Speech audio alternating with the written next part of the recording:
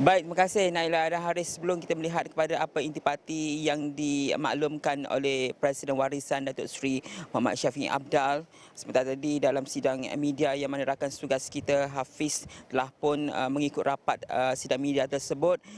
Pastinya tumpuan ketika ini seperti mana kita bincangkan adalah pembentukan sebuah kerajaan persekutuan, dan sementara kita melihat kepada keputusan tersebut, pastinya Blok Borneo dan juga parti gabungan di Sabah dan Sarawak ini memainkan satu signifikan yang cukup besar ke arah pembentukan sebuah kerajaan persekutuan yang pastinya kita mengharapkan sebuah kerajaan yang stabil.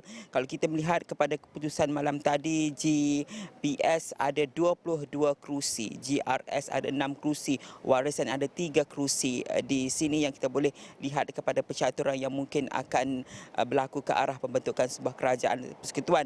Dan malam tadi saya nak imbas sedikit apa yang dikatakan oleh pengerusi GRS Datuk Seri Haji Jinor telah pun memaklumkan bahawa GRS dan GPS telah pun memutamatkan untuk memberikan sokongan kepada pembentukan sebuah kerajaan persekutuan. Namun ditekankan oleh Datuk Seri Haji Jinor bahawa setakat ini GRS dan GPS masih belum lagi memutamatkan untuk memberikan sokongan kepada gerakan ataupun gabungan mana. Namun kita melihat kepada perkembangan hari ini, perkembangan yang ataupun bayangan yang positif.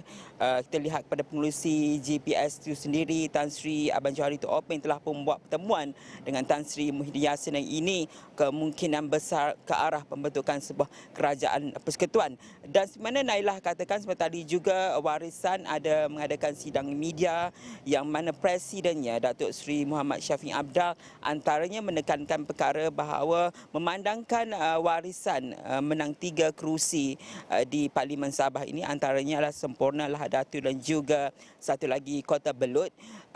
Pihak Warisan atau Parti Warisan ini terbuka untuk menjalinkan kerjasama dengan mana-mana pihak untuk memastikan pembentukan sebuah kerajaan yang stabil, dan ditekankan oleh Datuk Seri Muhammad Syafiee Apdal bahawa walaupun hanya 3 kerusi, mereka Warisan ini boleh memainkan peranan yang signifikan juga dalam pembentukan ke arah kerajaan yang stabil. Dan juga ditekankan oleh Datuk Seri Muhammad Syafiee Apdal bahawa pihaknya Warisan akur dengan kekalahan yang disifatkan tidak mencapai apa yang disasarkan oleh Warisan untuk peringkat Parlimen Sabah ini. Kita dengarkan apa yang dikatakan oleh Datuk Seri Muhammad Syafiee Apdal antara intipati dan sidang media sebentar tadi. Kita bukan nak design. We look into that. That's why I said, bila nak bincang tentang apa perkara, bukan kita lihat blok sana, tapi kepentingan satu Sabah, yang keduanya yang kita katakan Borneo blok yang ada.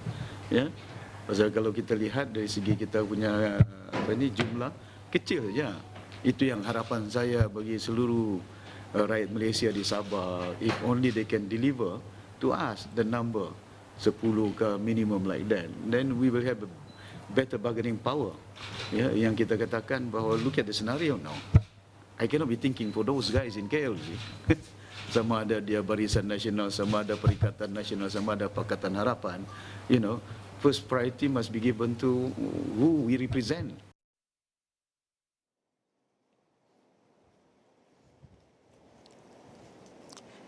Haris, Naila, banyak lagi yang masih lagi berteka-teki. Ada kalau kita lihat di laman sosial kiraan ataupun jangkaan gabungan-gabungan untuk pembentukan kerajaan persekutuan itu. Ada pelbagai senario yang boleh berlaku. PN bergabung dengan Warisan, BNJR, GPS itu antara yang kita boleh lihat. Namun di Sabah ini kita menjangkakan bahawa untuk selepas keputusan PRU15 yang boleh kita tahu seawal pagi tadi, kita boleh jangkakan ketenangan itu masih lagi ada, tidaklah berlaku sesuatu di luar jangka. Namun kita hanya mengharapkan bahawa keputusan dapat dicapai, khususnya bagaimana peranan GRS di Sabah ini, GPS di Sarawak ke arah pembentukan kerajaan dan dapat dimutamatkan dalam masa yang terdekat, kerana ditekankan oleh juga Datuk Seri Haji Jinor malam tadi bahawa mereka akan mengeluarkan satu kenyataan apabila satu keputusan mutamat telah pun dicapai, gabungan mana yang akan dipersetujui untuk menyokong ke arah pembentukan kerajaan persekutuan yang stabil. Dan semuanya kita akan bawakan di Astro Awani dan astroawani.com, Naila dan Haris.